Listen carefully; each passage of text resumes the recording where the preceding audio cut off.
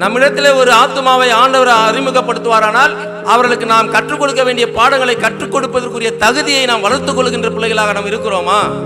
இப்போ ஓய்வு நாள் என்று சொல்லுகிறோம், கற்பனை என்று சொல்லுகிறோம், நியாய தீர்ப்பு என்று சொல்லுகிறோம். இதெல்லாம் மற்றவங்க கிட்ட இல்லை.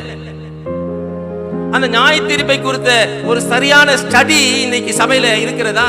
நீங்க ஒவ்வொருத்தருக்கும் அதுல ஃபிங்கர் டிப்ல வச்சிருக்கணும். நீங்க செவன்த் டே அட்வென்டிஸ்ட் திருச்சபையில் இருக்கிற அத்தனை பேரும் நியாய தீர்ப்பை குறித்த சத்தியத்தை நாம் உள்ளடக்கி இருக்கிறோம். அதுதான் நம்முடைய பிரதானமான ஒரு சத்தியம். உலகத்துல வேற எந்த ஜாதியும் எந்த ஜனமும் யாரும் சொல்ல முடியாது. எவ்வளவு பெரிய ஸ்லாக்கியம், எவ்வளவு பெரிய பாக்கியம். இயேசுவை நீ அறிந்திருப்பாயானால், தீர்க்க தரிசனத்தின் அறிவு நமக்கு இருக்குமேயானால், நியாய தீர்ப்பை குறித்த உணர்வு நமக்கு இருக்கும். அப்படியானால் நியாய தீர்ப்பை குறித்த அக்கு வேறாக ஆணி வேறாக நாம் படித்து வைத்திருக்க வேண்டும். எப்படி கேள்வி கேட்டாலும் சொல்லுவதற்கு நம்ம ஆயத்தமாக இருக்க வேண்டும். பயிற்சி எடுக்கிறோமா?